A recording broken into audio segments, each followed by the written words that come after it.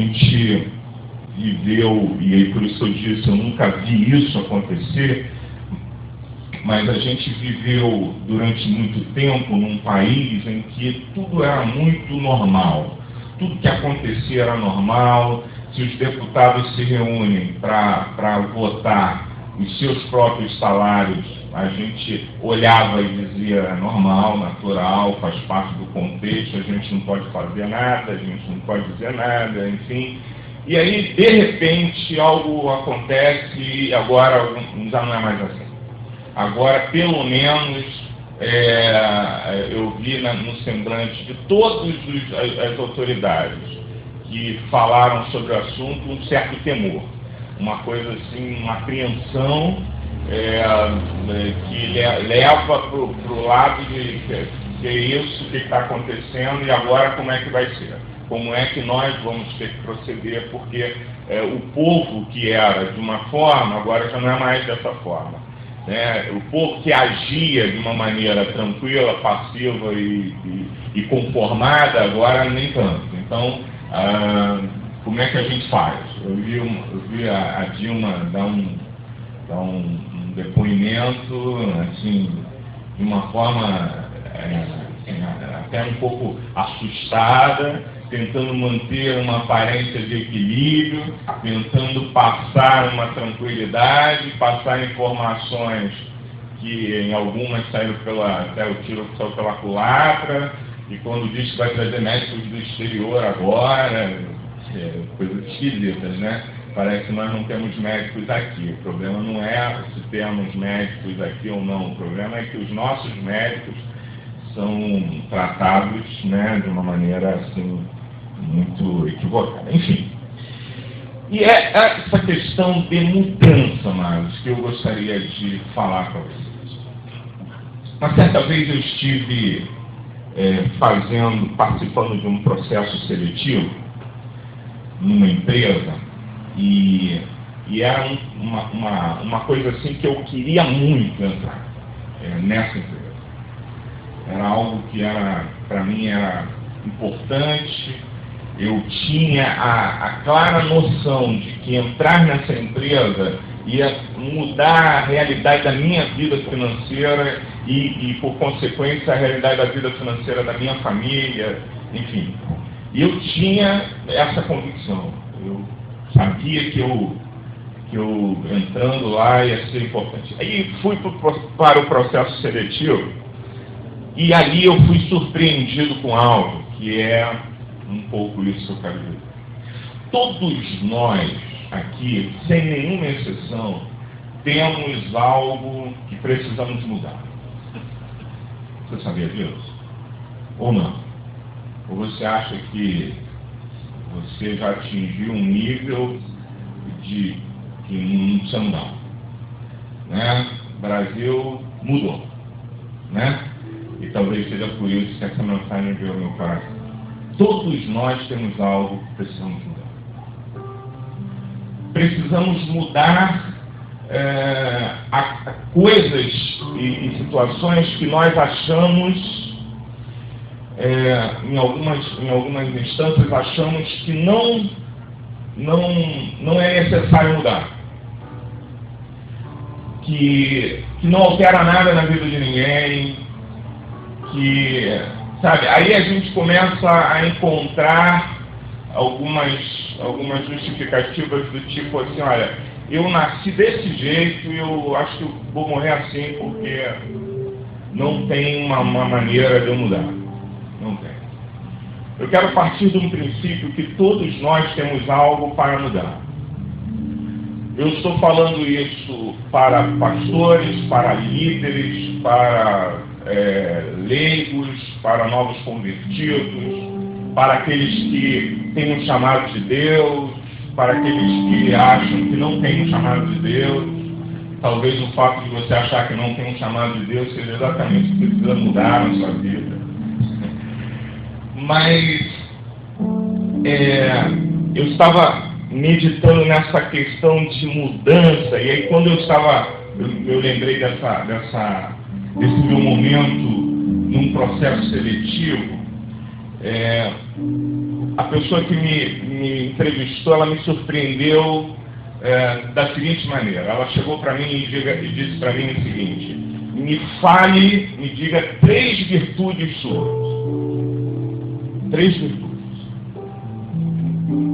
E aí, você sabe que de supetão, né? Passando por um processo seletivo, você tem que ter um jogo de cintura, porque dependendo do que você fala, ainda que sendo virtude, pode soar para a pessoa que está te ouvindo como uma arrogância, né? Ou prepotência, então você tem que ter cuidado. Aí ele falou: se quiser um tempinho para pensar, pode. Eu falei: que bom, enfim. Aí fui pensando em algo que eu poderia atribuir a mim como uma virtude. E já tive dificuldade, achar. Mas tive dificuldade não por não as ter. Mas entenda comigo uma coisa. Quando a gente fala das nossas virtudes, ou a gente descamba para o lado da vaidade pessoal, né, do ego, aí eu sou o cara, né? Outro dia um irmão falou para mim: pastor, ele brincou comigo, eu sei que ele brincou porque ele falou assim: você é o cara, cara mesmo. Mas ou a gente descamba para um lado de vaidade pessoal, de ego, e que, por consequência, pode nos levar a achar que não temos nada a mudar, que não tem nada para ser transformado, que está tudo legal, está tudo bom, porque a gente arrebenta. E eu estou falando isso de vida espiritual, estou falando isso de vida material, estou falando isso de vida no relacionamento entre casais, família. E nessas áreas da vida, né? Porque às vezes na vida espiritual nós achamos que porque Deus, pela sua graça e pela sua misericórdia, nos usa, né? E Deus usa a cada um de nós, não usa só quem sobe aqui, mas usa você para falar para alguém lá no seu trabalho, usa você para falar para alguém no ônibus cheio, usa você para... Deus, pela sua misericórdia, nos usa. E aí quando a gente acha, e começa a achar, que Deus está me usando, e a gente começa a achar que somos bons por causa disso, e que isso já tira de nós toda a necessidade de mudar outras coisas, se nós não somos tão bons e somos ruins.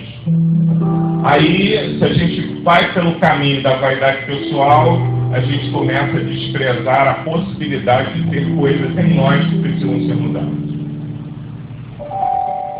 Eu quero voltar a dizer, amados, nós precisamos mudar. Todos nós temos áreas na vida que precisam ser mudadas. E a isto eu quero chamar de progresso. Ao que nós falamos acerca de moço e profeta é uma relação de progresso. A esta coisa que nós precisamos entender, que precisamos mudar, nós também vamos chamar isso de progresso. Só que isso não acontece de qualquer jeito. Então, quando eu fui arguído acerca das minhas 3 virtudes, eu, com alguma dificuldade, consegui listar 3 virtudes. Se eu perguntasse isso para você hoje, você vê aqui, 3 virtudes suas, que você entende que podem ser consideradas virtudes. Aí você vai parar um pouquinho, isso aqui eu sou legal nisso, né? Isso aqui eu sou bonzinho. Enfim, e aí você vai se achar de alguma forma nas 3 virtudes. E eu achei que a entrevista ia se encerrar nisso, depois de tudo que a gente já tinha conversado, se encerraria nesta coisa das 3 virtudes que ele me perguntou. E eu, com muito esforço, respondi. Só que a conversa continua, porque depois que eu disse qual eram as coisas que eu achava que em mim eram virtudes, ele falou assim: agora me fale de 3 defeitos. Aí pegou muito mais, porque se você, num processo seletivo, para falar de virtude, tem que ter cuidado, imagina de defeito, né? E aí eu queria que você tentasse analisar nessa noite a seguinte coisa: nós temos coisas em nós, na nossa vida, seja na vida espiritual, seja na vida matrimonial, seja no teu trabalho, seja na tua família, seja no teu relacionamento com teu irmão, seja no teu relacionamento com teu filho, seja no teu relacionamento com teu pastor, seja no teu relacionamento com as tuas ovelhas e liderados, seja em que área for. Temos coisas que precisamos melhorar. Precisamos de um progresso. Ok? Precisamos de um progresso. E eu queria olhar para a vida, antes de ler o texto que eu quero usar, de fato, como base. Eu queria olhar para a vida de alguém que a gente conhece um pouquinho bem, porque é alguém que é muito falado, que é Pedro. Pedro, que foi um dos discípulos e se tornou um dos apóstolos de Jesus. Quem é esse cara que Jesus chama, que estava pescando, que estava na beira lá da praia, envolvido com as redes, envolvido com as coisas da vida dele, da vida pessoal, e que Jesus chama e diz assim: vem me seguir, porque eu vou fazer de você, vou fazer uma transformação em você, e essa transformação vai ser mudar o teu conceito de serviço. Você passa a ser não mais pescadores de peixe, mas passará a ser pescadores de homens. Eu vou fazer um trabalho, uma evolução, um processo, e na tua vida isso vai mudar. E aí eu fui olhar para Pedro, quem era ele? E aí quando a gente olha para Pedro, a gente descobre algumas coisas que entre elas eu às vezes olhando para a minha vida também não consigo discernir muito bem se é virtude ou defeito.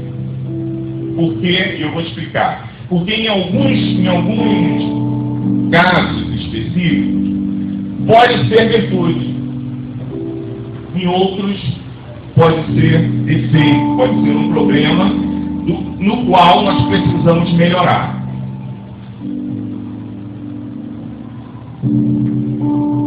E aí eu descobri, por exemplo, que Pedro era alguém ousado.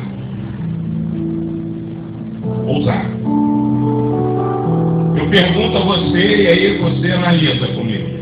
Ousadia é virtude ou é defeito? É algo que precisa ser transformado ou é algo que por si só espelha algo que não precisa ser contestado com coisa alguma? Aí foi nesses aspectos, quando eu comecei a olhar para isso, eu falei assim: ousadia. Quantos aqui são ousados? Aqui, né, na igreja. Você se sente ousado? Você se sente ousado? Levanta a mão.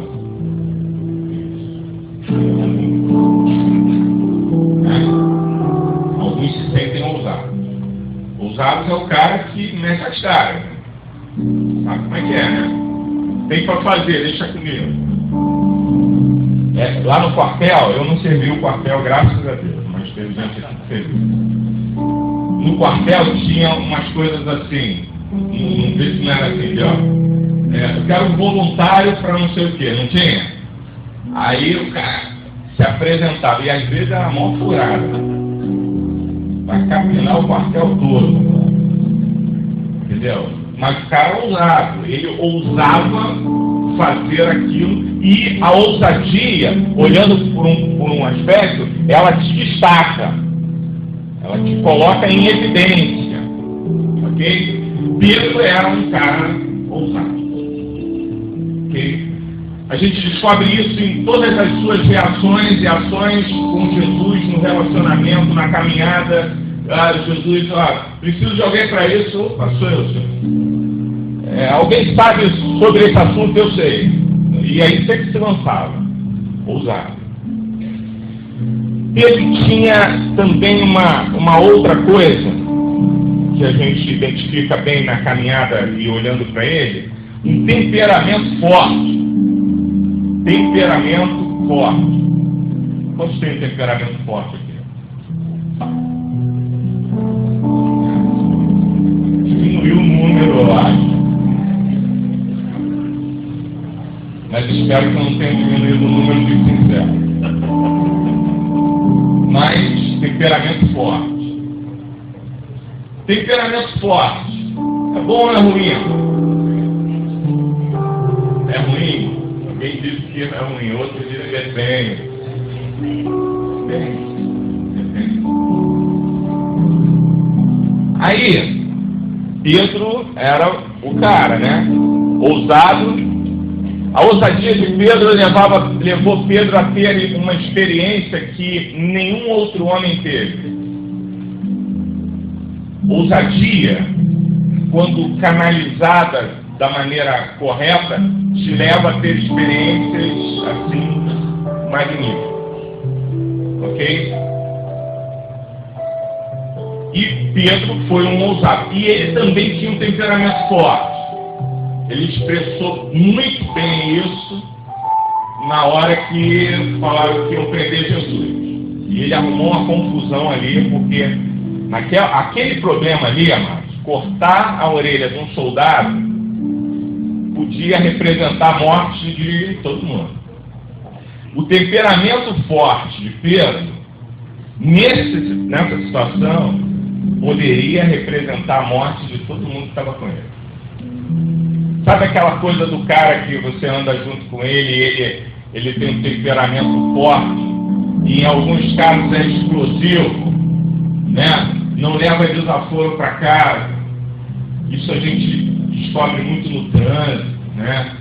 O trânsito é um negócio que eu tenho temperamento tranquilo, mas no trânsito eu tenho que orar. Sabe? Orar. Porque aqui é um problema. Aí é um problema. Eu vi uma vez um desenho do Pateta, e o Pateta era pedestre num determinado momento, mas era motorista num outro determinado momento. E ele, como pedestre, ele era um doce, assobiado. Quando ele entrava no carro para dirigir, ele se transformava. Tem gente aqui assim. Deixa Deus falar. Temperamento forte, em algumas situações, como a de Pedro, pode levar o cara à morte e mais um monte de gente. Eu me lembro uma vez, minha esposa está aí, cadê minha esposa? Está lá atrás. Ainda bem que não foi com ela. Mas eu tive uma namorada que eu estava no ônibus, né? E nesse ônibus tinha aquela turminha. Sabe aquela turminha que quando... Se o cara está sozinho, ele não faz um monte de coisa, mas se ele estiver em turma, ele, né, faz um monte de gracinha. Aí tinha uma galera, uma turminha. Estava eu e minha namorada no ônibus, nessa ocasião, e aí tinha subido, tinha poça d'água, e aí eu estou vendo o movimento dentro do ônibus das gracinhas, só que eles não falaram nada comigo, e está tudo certo. Fazendo as gracinhas dele, está tudo certo. Quando eu fui descer, o motorista para com o ônibus numa poça d'água. E aí, se é minha esposa, eu também faço isso, né? Claro. Mas na época de namorado, né? Você faz coisas que você não faz depois, né? Mas eu faço, tá, minha esposa? Se acontecer, pode contar comigo que eu vou fazer. Mas parou na poça d'água. E aí, quando parou na poça d'água, eu gentilmente, já tinha metido meu pé dentro d'água mesmo, já foi. Agora eu não vou deixar a minha amada, minha namorada, botar o pé na água. Aí peguei ela assim no colo, né? E trouxe para a calçada, uma gentileza que a gente já não vê mais por aí. Aí os caras falaram uma gracinha. Ei, não sei o que. Eu nem ouvi o que eles falaram. Eu mandei descer todos eles. Eu falei, desce, pode descer todos eles, pode descer todo mundo. Num ímpeto, aí depois eu falei, esses caras descem. Eu ia apanhar na frente da minha namorada. E Pedro fez algo mais ou menos assim. Os soldados vieram, iam prender Jesus, Pedro pega a espada e corta a orelha do soldado. Aquilo ali, mano, era para gerar um problema, era para morrer todo mundo ali. E Jesus tem que intervir. Peraí, não é assim, Pedro, calma aí. Aí coloca a orelha do soldado no lugar, acerta. Assim como ele precisa e quer fazer com os nossos defeitos e os nossos problemas. A palavra de hoje, nessa noite, eu queria que você entendesse o seguinte: Jesus quer entrar na tua vida, seja você crente, seja você pastor, seja você... Pegar essa área aí que você não é bom nela e que você não tem domínio dela e que ela muitas vezes atrapalha o teu crescimento, muitas vezes atrapalha o teu testemunho como homem e mulher de Deus. Jesus quer entrar nessa tua área aí para mudar a tua história, para fazer você progredir, para fazer você ser melhor do que você é. Porque na verdade, quando nós achamos que somos muito bons, todos nós temos aquele quartinho que a gente esconde as coisas que a nosso respeito nós nem gostamos de falar. E esse quartinho está lá. E Jesus quer entrar lá. Assim como ele entrou na vida de Pedro para tratar Pedro, e eu estou usando Pedro como exemplo, porque Pedro ele forneceu muito material para Jesus tratar, muito. E é bacana a gente olhar para a vida de Pedro, porque você vê o início e vê no que esse homem se torna, que é o que Deus quer fazer com a gente. E no início era assim, Pedro arrumando problemas por coisas que não havia necessidade de arrumar. E às vezes nossa vida, dia a dia, nós arrumamos problemas que nós não precisávamos arrumar.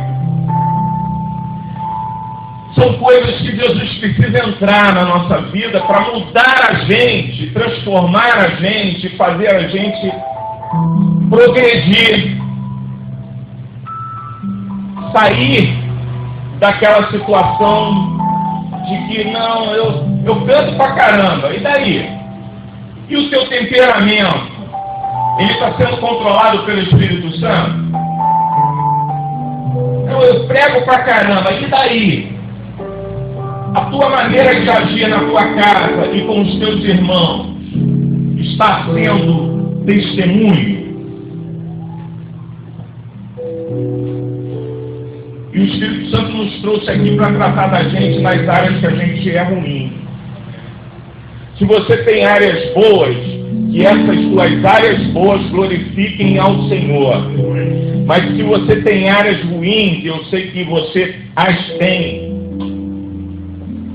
que elas sejam transformadas para testemunho, para que o nome do Senhor também seja glorificado. Porque senão nós viveremos a vida de que onde eu já alcancei, está tudo certo.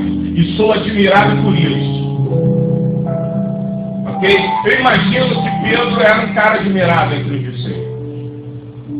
Porque, meu irmão, quem é que tem coragem de encarar o fantasma que a gente está olhando lá?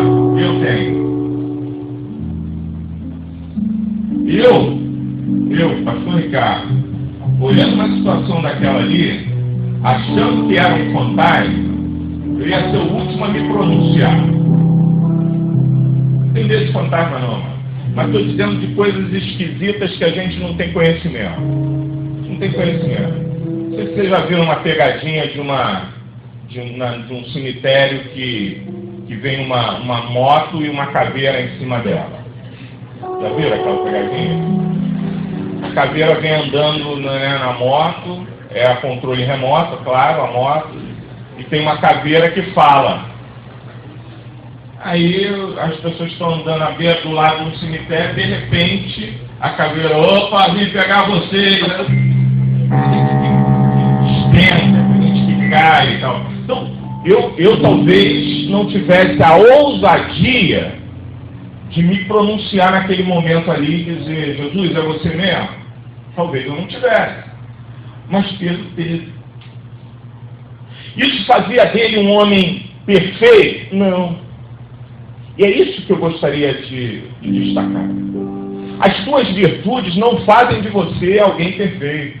As tuas virtudes, elas podem sim ser usadas para a glória de Deus.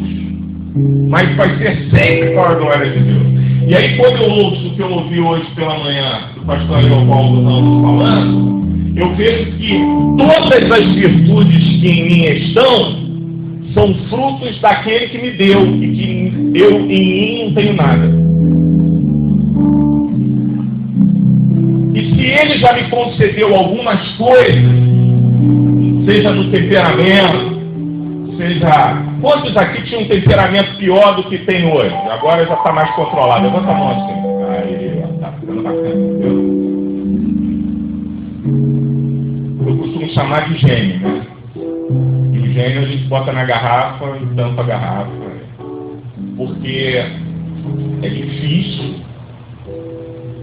controlar. Existem coisas na nossa vida, amados, que são difíceis de controlar. E são em nós. Quer ver uma delas? A língua.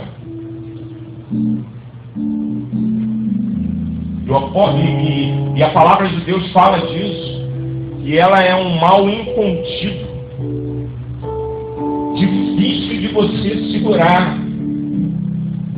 Tem gente que já consegue dominar mais a sua língua.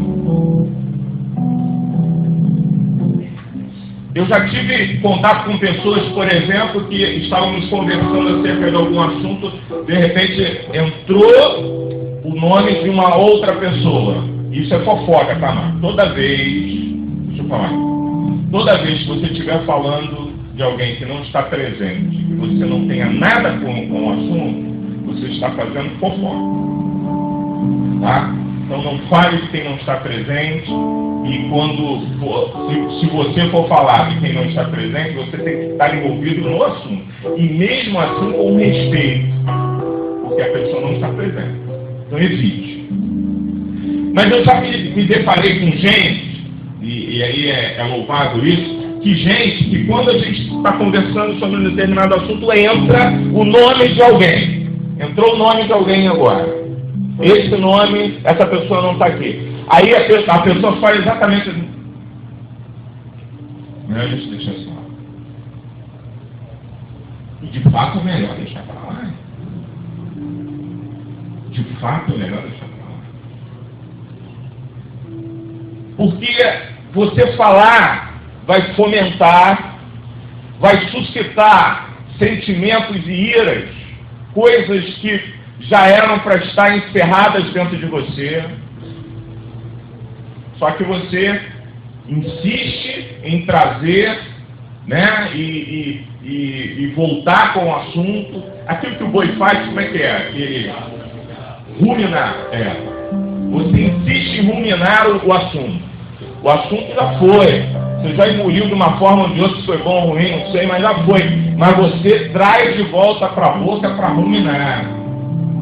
Então existem coisas na gente que são muito difíceis de serem tratadas e controladas. De novo, é necessário a presença do Senhor Jesus na nossa vida, preenchendo o nosso ser, para mudar as áreas que são difíceis de serem mudadas.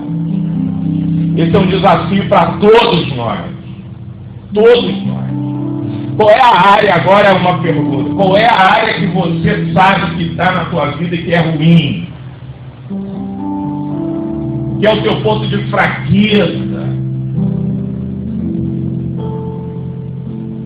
Que é o teu ponto de desequilíbrio, que te tira do sério?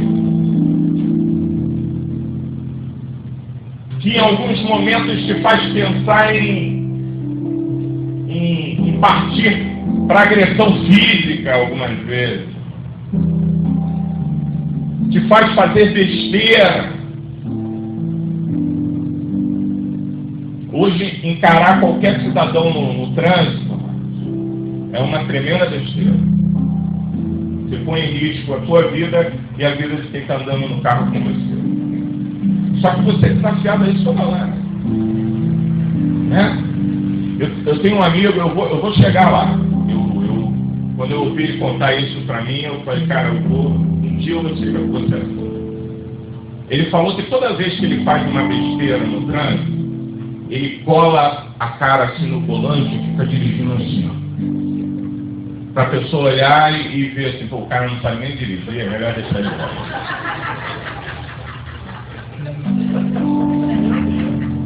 É melhor procurar uma alternativa seja menos problemática, porque se parar para discutir, aí vai ter problema. Homem, então, né, nós somos valentes pra caramba, cara.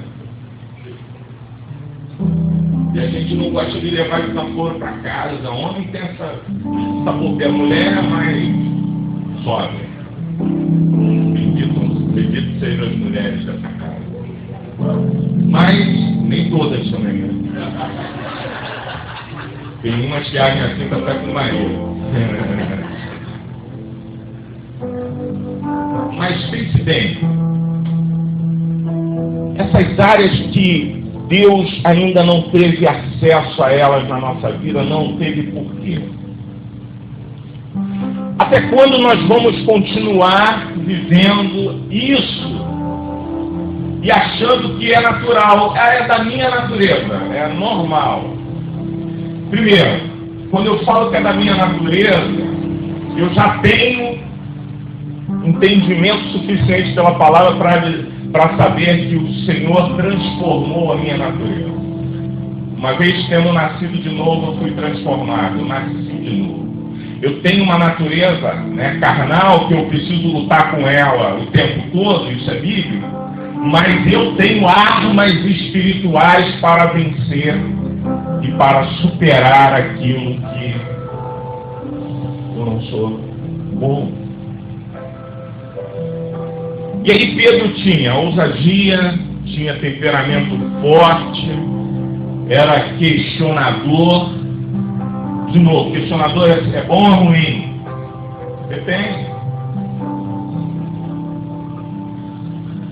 Tudo isso que eu estou dizendo aqui é para mostrar para vocês que existe um caminho sim, porque quando nós formos olhar para Pedro, mais à frente, nós vamos ver que existe um caminho de progresso, existe um caminho, só não progride quem, primeiro, não acha que precisa.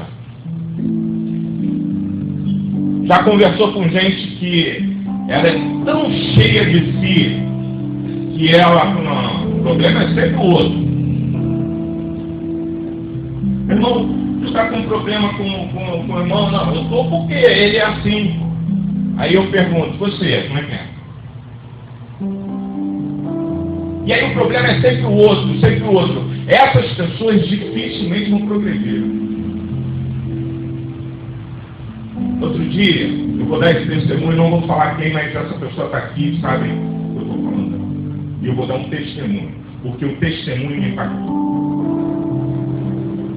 Outro dia, nós tivemos uma situação aqui na igreja e a pessoa veio falar comigo, eu dei uma resposta à pessoa, mediante algo que nós já havíamos combinado, ou seja, eu já havia tratado que ia ser de uma determinada forma, uma situação.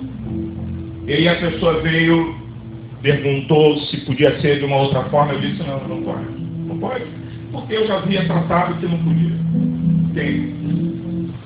E aí para mim estava tudo resolvido, mas senti falta dessa pessoa e, de repente, um dia, um momento, essa pessoa chegou e veio para mim e falou assim: pastor, eu quero te dizer que eu fui afastado, fiquei chateado com aquilo que você me disse, eu não consegui compreender aquilo e tal, mas quero te dizer também uma coisa: o problema era comigo, eu precisava disso. E aí, irmãos, está o segredo de progredirmos. É quando a gente entende que o problema nem sempre está nos outros. Às vezes até está, mas nem sempre. E a pergunta é: o que é que eu tenho que mudar? Aí eu digo: nada. Quem tem que mudar é ele, quem tem que mudar é ela. De novo, em todas as áreas da vida. Área espiritual, na igreja, no convívio entre os irmãos, no convívio com o teu pastor, no convívio com a tua liderança. Quem tem que mudar? Quem tem que mudar é o pastor. E olha que eu tenho que mudar pra caramba. Mas a pergunta é: será que é só eu? Quando uma vez eu estava entrando em crise ministerial,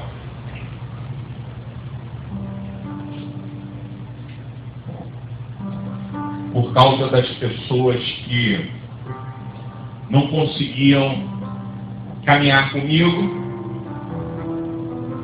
e de alguma forma se afastavam.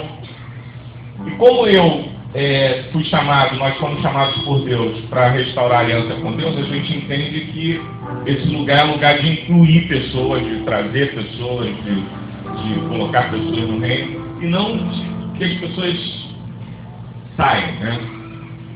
Então, quando eu, num determinado momento, entrei em crise, porque via pessoas saírem, eu ia procurá-las, falava, tentava, e nada acontecia, e a pessoa ia viver a vida dela, e nem queria saber de mim, da igreja, enfim. Aí eu falei: cara, que coisa esquisita, Deus me chama para fazer uma coisa e eu não estou conseguindo fazer. Aí começou a bater Aí, sabe o que Deus falou para mim? Você tem que assumir a culpa que te cabe. Tem coisas, amado, que a culpa não é minha. Tem gente que vai embora e a culpa não é minha. Aí eu vou entrar em parafuso porque a pessoa foi embora. Se eu sei que a pessoa foi embora e a culpa é minha, meu irmão, pode ter certeza. Eu vou atrás. Vou buscar, vou conversar, porque aprendi assim e tratava assim, o Espírito Santo me cobra isso. Agora, a pessoa não quer mais. Não quer. Porque até para ser restaurado, a gente tem que querer. Né? A gente precisa querer. Eu não quero mais. Eu vou fazer o esforço até o ponto que me é permitido. Depois disso, querido, desculpa. Então, Pedro também era questionador. Pedro era um cara decidido. Pedro, ele achava que ele era fera. Tem gente que acha que é fera aqui, não tem? Em alguma coisa a gente é bom, né? Tem que ser, né? Pelo menos. Em alguma coisa. Ou não? Ou somos, como o pastor Evaldo falou, somos um rato. Nós temos que ser bons em alguma coisa. Alguns sabem cozinhar, por exemplo. Né? Eu não sei. Mas tem gente que é fera em cozinhar. Eu tive um colega, e o homem, quando se destaca nessa área, arrebenta, né? Primeiro que ele chama a atenção geral. Eu tive um colega que nas nossas reuniões, ele que cozinhava. As mulheres nem se mexiam. Ele que cozinhava. E ó, fera.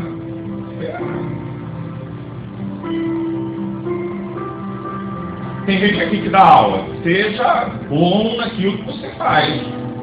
Secretários, sejam bons naquilo que você faz. Músicos, sejam bons naquilo que você faz. Sejam bons. Só que isso não significa que você é o fera. E Pedro descobre isso. As duras penas, mas descobre. Por quê? Quem que andou sobre as águas, ainda que tenha afundado depois? Pedro. Então vamos para o currículo do cara. Quem é que foi chamado? Pedro. Vou fazer de você pescador de homem. Pô, bacana. Estou mudando. Meu status agora é outro. Tu é o que, Pedro? Pescador de homem. O status mudou. Aí começa, né? Aí, Pedro, estou precisando, deixa comigo, senhor. Pedro, vai chegar um momento que alguém vai vir no toque. Se alguém vier, Senhor, o negócio vai ficar feio, porque comigo mesmo. E aí o cara vai se demonstrando, se colocando, fera, arrebenta em algumas áreas e tal, achava que era bom demais e aprendeu as duras penas que ele não era tão bom assim. Que tinha coisas que ele precisava deixar Jesus entrar. E eu estou falando isso para uma maioria quase que esmagadora de gente que já ouviu falar de Jesus e muito provavelmente já aceitou Jesus, já está vivendo o Evangelho. Mas eu estou dizendo para você nessa noite, Jesus quer entrar em áreas da sua vida que você ainda não deixou ele entrar. Se eu pudesse, eu posso fazer referência a mim. Pastor Ricardo, Jesus precisa entrar em áreas da sua vida que você ainda não deixou ele entrar.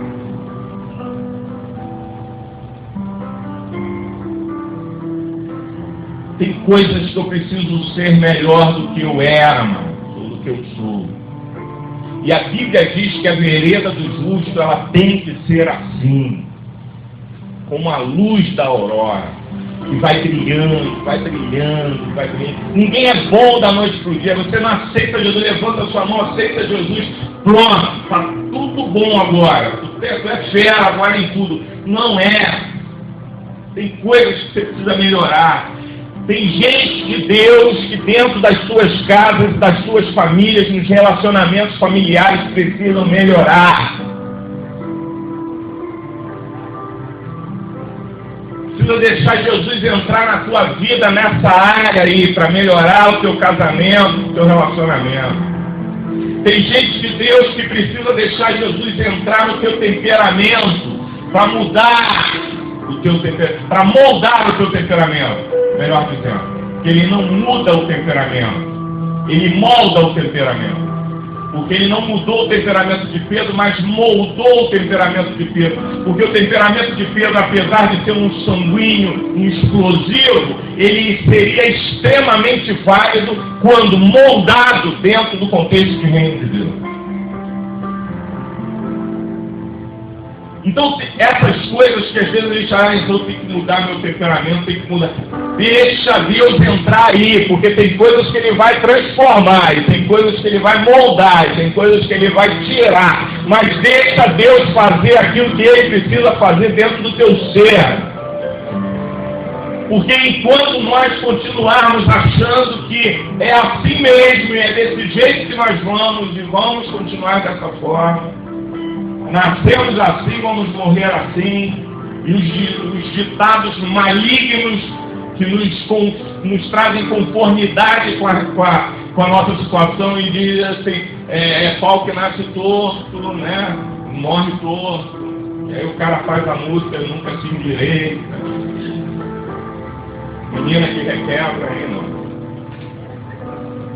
E aí a gente precisa ter o discernimento de que, primeiro, eu tenho coisas e tenho áreas na minha vida que Deus já me capacitou, que Deus já entrou, que Deus já está fazendo, que já está trabalhando no meu coração e que eu já melhorei.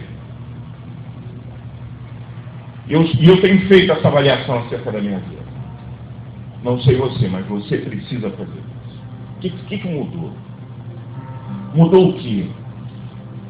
Quando você aceitou Jesus, mudou o quê? O que passou a ser diferente no contexto da tua vida?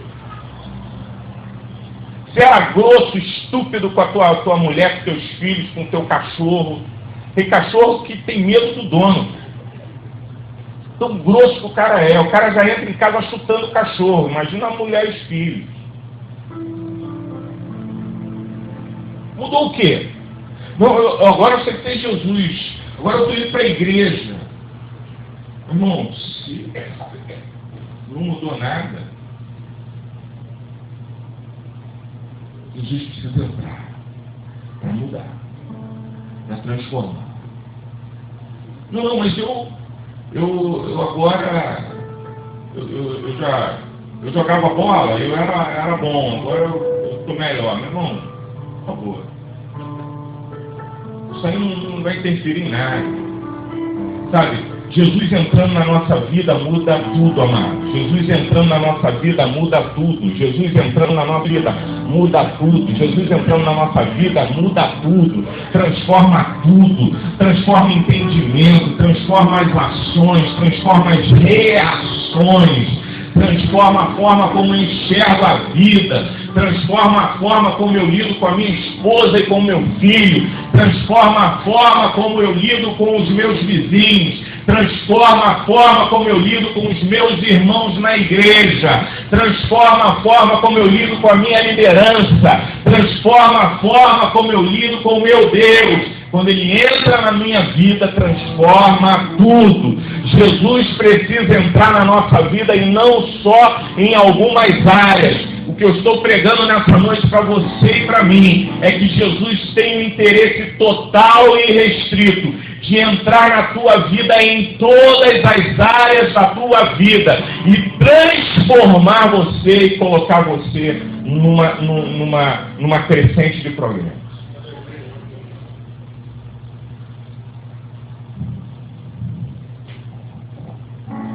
Aí, o cara que achava que era fera, que arrebentava,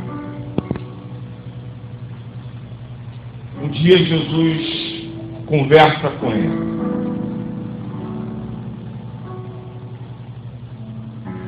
E Pedro era assim, né?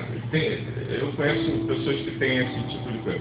Pedro era 100 ou 0, né? Em algumas atitudes.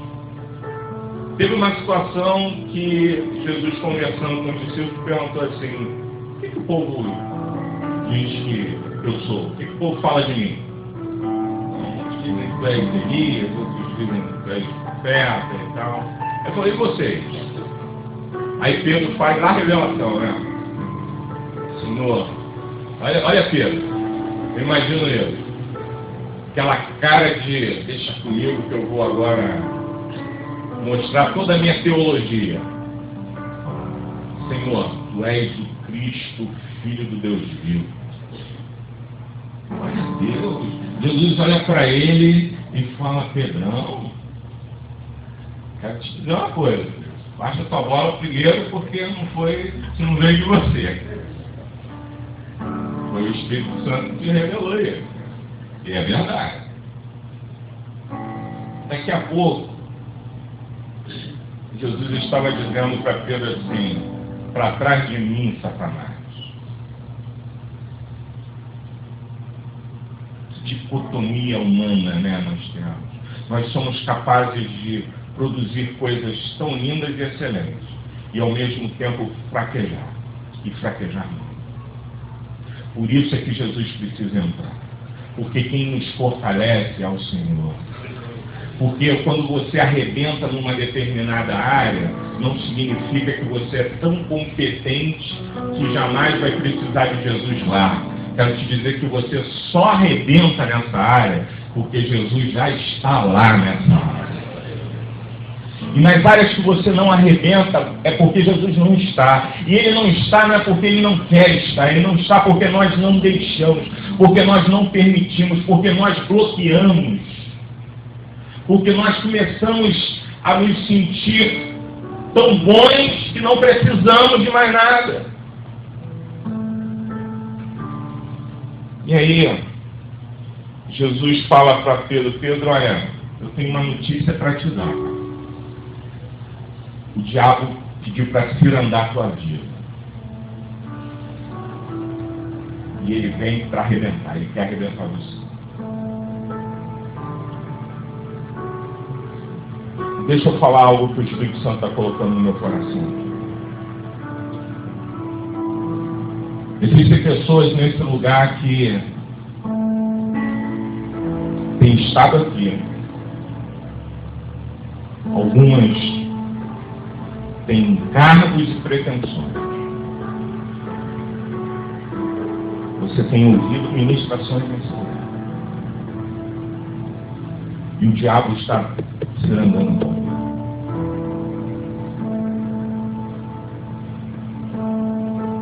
Ele não está dentro de você e nem dentro da tua vida, mas ele está cirandando a tua vida. Significa dizer que nessas áreas que você não consegue deixar Jesus entrar, ele está louco para entrar. E para fazer morada nelas. E para, através dessas áreas que são brechas que deixamos dentro do nosso coração, ele entra, faz morada nela e arrebenta com situações na tua vida, no teu casamento, na tua empresa, na tua vida pessoal, no teu relacionamento com a igreja. Afasta pessoas da igreja. Porque você não deixou. O Senhor quer entrar. Você pode dizer comigo isso, o Senhor quer entrar. E agora eu queria que, por favor, você projete para mim 1 Timóteo, capítulo 4. Nós vamos ler versículo 12 em diante.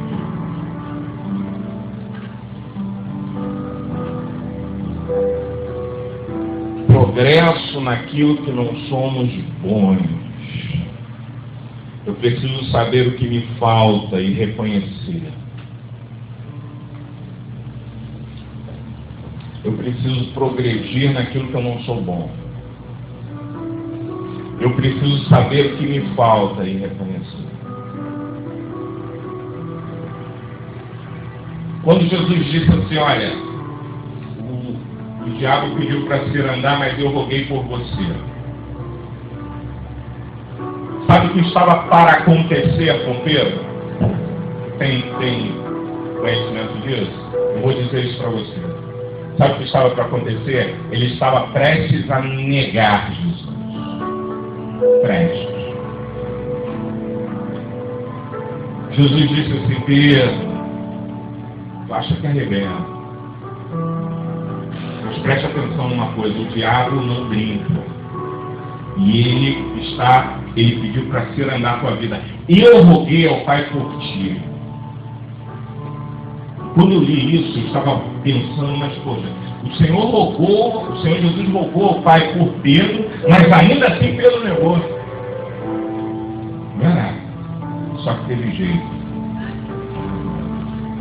A diferença é que quando Jesus entra, tem jeito, mano. Tem jeito para quem cai, tem jeito para quem é tentado, tem jeito pro caído, pro desesperado, pro desconsolado, pro cara que acha que não tem mais direito a sentar na mesa, como foi ministrado aqui, sabe? Tem jeito, quando Jesus entra, tem jeito, mano. Aleluia!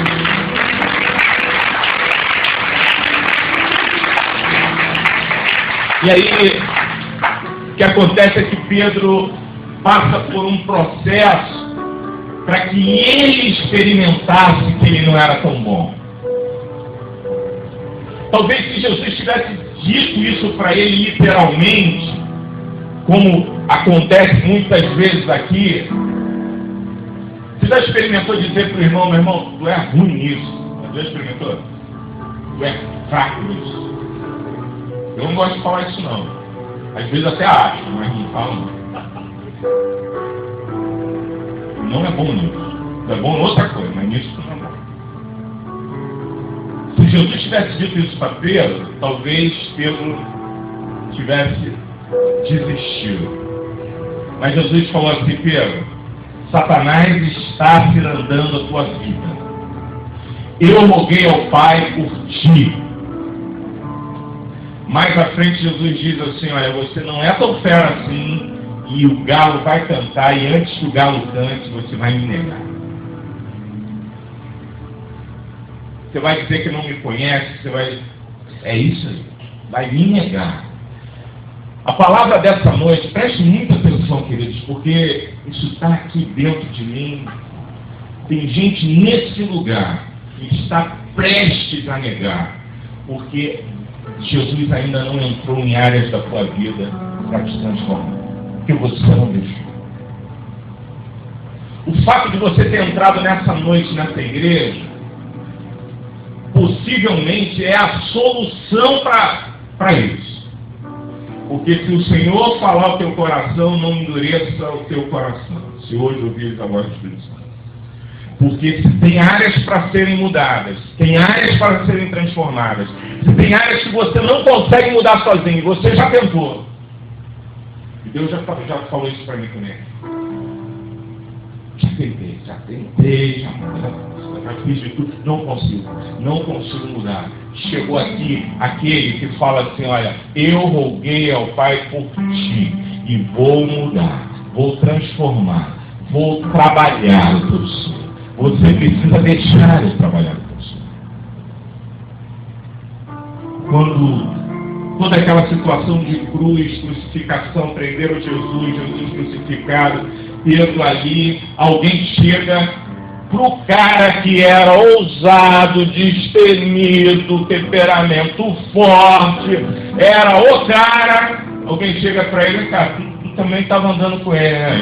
Eu não. Sabe o que isso me diz? Que até naquilo que nós achamos que somos bons, nós somos fracos.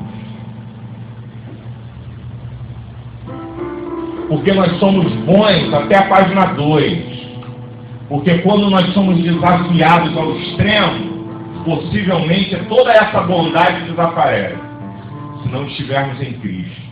Por isso eu digo: em Cristo está a solução para todas as nossas fraquezas. Ele é quem nos fortalece. Eu não sou forte em mim mesmo, mas o Senhor que está em mim, Ele é quem me fortalece. É Ele que me faz passar por situações que eu sozinho não consigo e que eu declaro habitualmente que não consigo fazer, não consigo passar. É Ele quem comigo está para passar por essas situações e eu atravessá-las e chegar ao outro lado e dizer: só o Senhor é Deus. Eu preciso reconhecer que a força não está em mim, mas a força que em mim está vem do Senhor, daquele que fez os céus e a terra, daquele que me ama, que me guarda, que me guia, que me transforma, que me molda segundo a sua vontade. E se eu não compreender isso, eu vou viver uma vidinha de gente que tropeça aqui e cai acolá. Pedro, você era um deles, eu não. Você fala igualzinho a eles, eu não. Pedro era você, não sou. Aí Jesus, naquele momento, olha para ele chora. É melhor chorar, né? É melhor se arrepender agora. É melhor se colocar numa posição de contrição e dizer: Senhor, eu não consigo mesmo. O Espírito Santo está falando de gente que tem áreas na vida aqui que não consegue vencer essas áreas. Não consegue vencer. Porque essas áreas te parecem ser mais fortes do que você. É melhor chorar hoje, aos pés da cruz, aos pés do Senhor, e dizer: Senhor, eu realmente não consigo sozinho.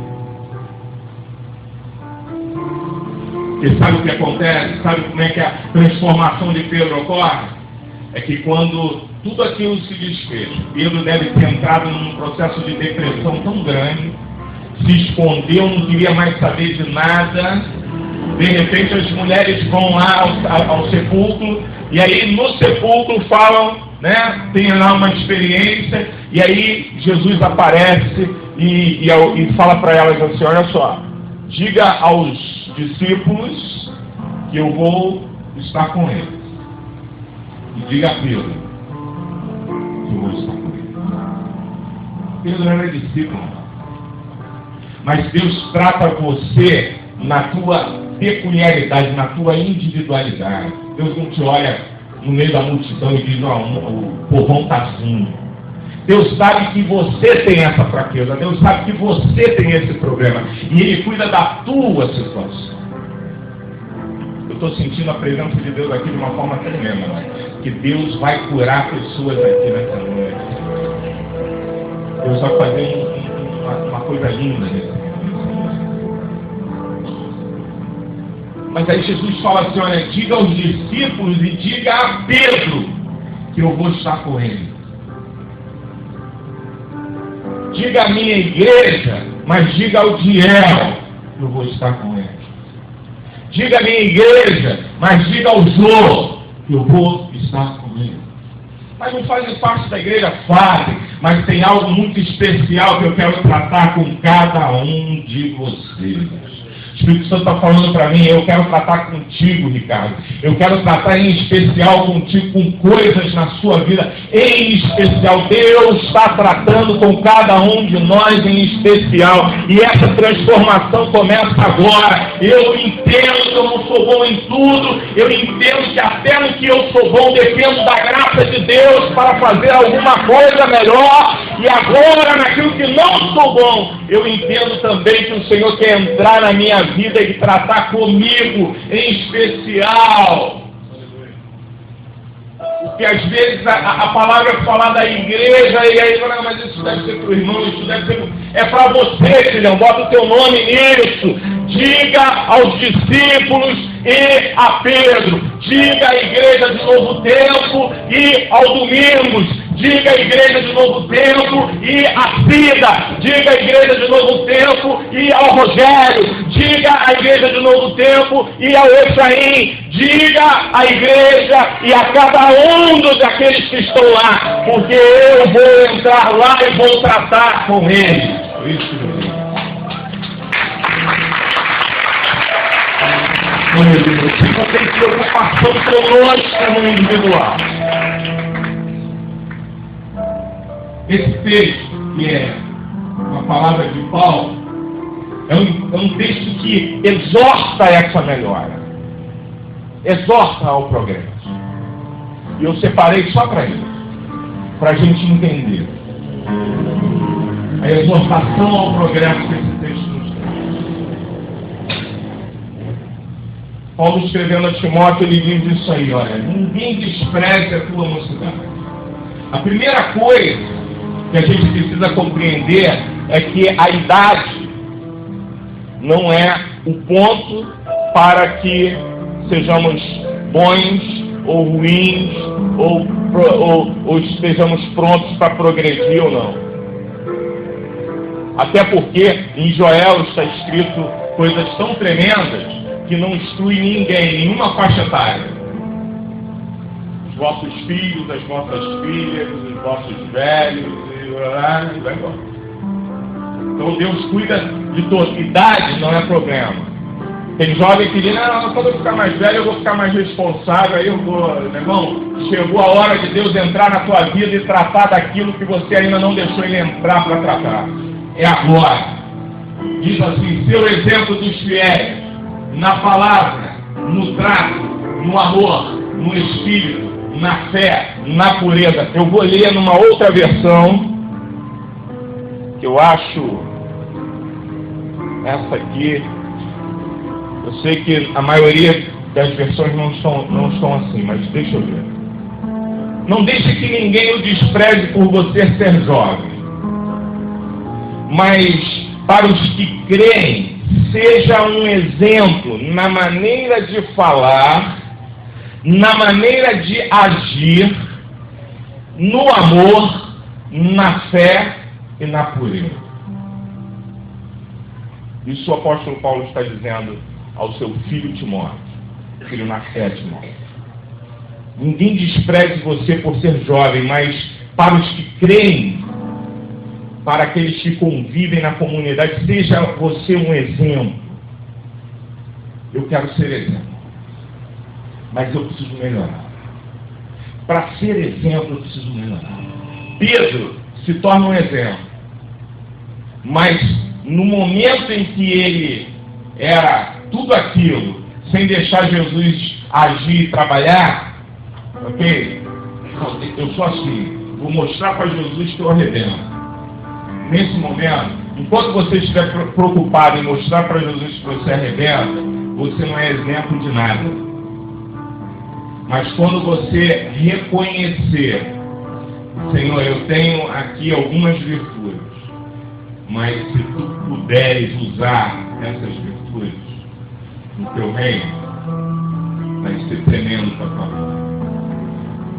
Eu quero ser, Senhor amado, como um vaso na mão do olheiro. Vem cá, profeta, vem, desce a casa do olheiro, vem dar uma olhada. Como é que as coisas são? Tem barro. É feito de quê? É de ouro? Não, é de barro. Qual é o material? É nobre pra caramba? Não, é barro. Barro. E aí o olheiro pega, vai moldando. Aí acontecem situações na vida que, pum, se perde, já viu? Quando a roda lá está funcionando, de repente tudo desmanchou, deu errado, pega de novo. Vamos fazer de novo. Nas mãos do olheiro você pode ser uma bênção. Nas mãos do olheiro você pode ser um tremendo homem de Deus, uma mulher de Deus. Estou falando para gente aqui que já tem tempo de igreja, estou falando para gente nova, convertida, estou falando para gente que começou agora a caminhada de fé e a palavra é igual para você. Nas mãos do olheiro você pode ser uma bênção.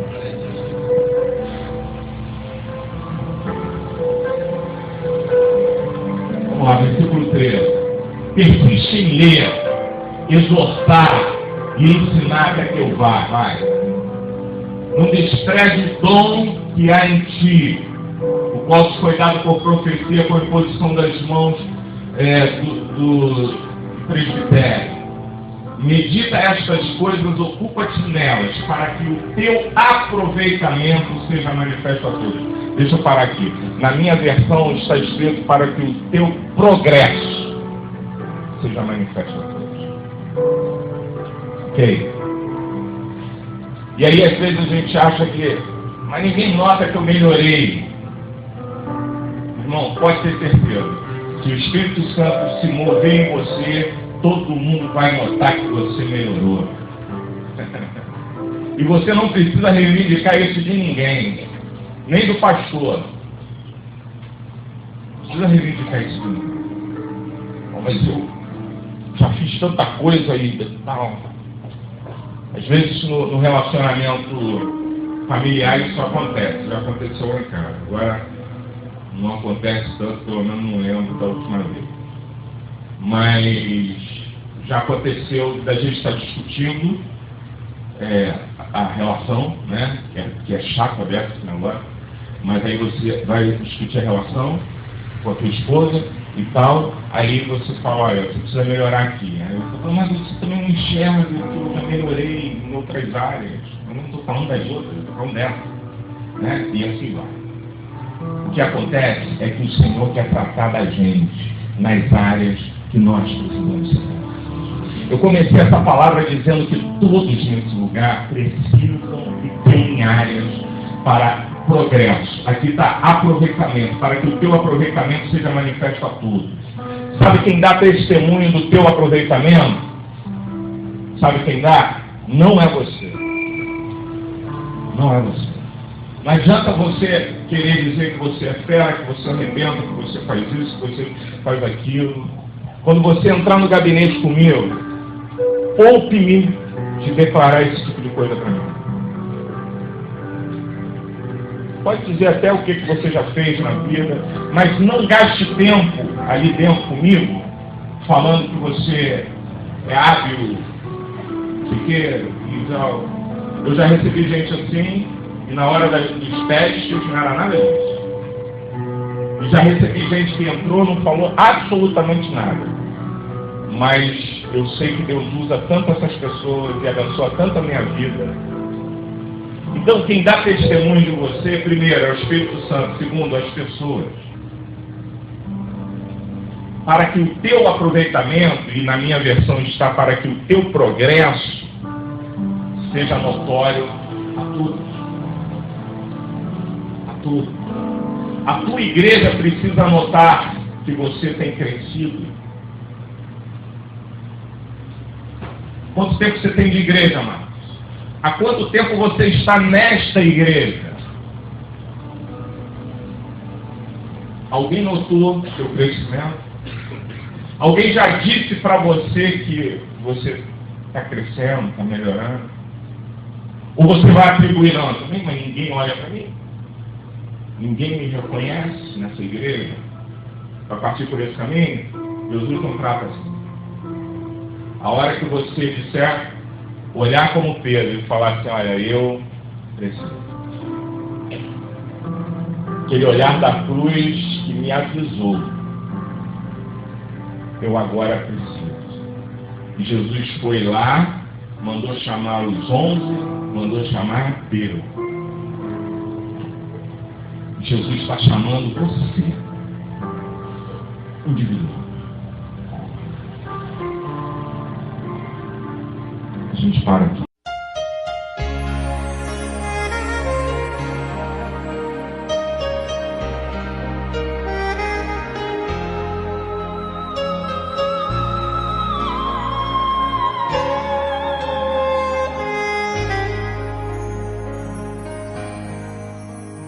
Eu preciso aprender um pouco aqui,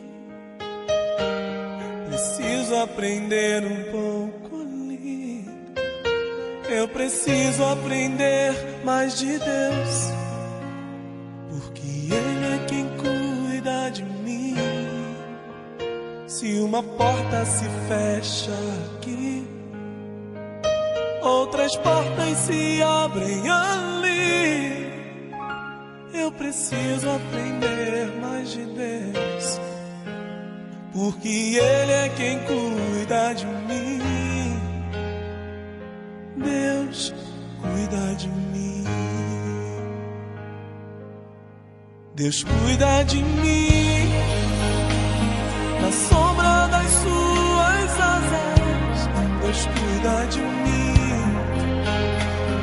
Eu amo a sua casa e não ando sozinho, não estou sozinho, pois é. Deus cuida de mim. Deus cuida de mim. Na sombra das suas asas, Deus cuida de mim. Eu amo a sua casa e não ando sozinho, não estou sozinho, pois é. Deus cuida de mim. Se na vida não tenho direção e preciso tomar decisão, eu sei que existe alguém que me ama. Ele quer me dar a mão. Se uma porta se fecha aqui, outras portas se abrem ali. Eu preciso aprender mais de Deus, porque Ele é quem cuida de mim. Deus cuida de mim. Oh, oh, oh. Deus cuida de mim. Na sombra das suas asas, Deus cuida de mim. Eu amo a sua casa e não ando sozinho, não estou sozinho, pois é. Eu sei, Deus cuida de mim.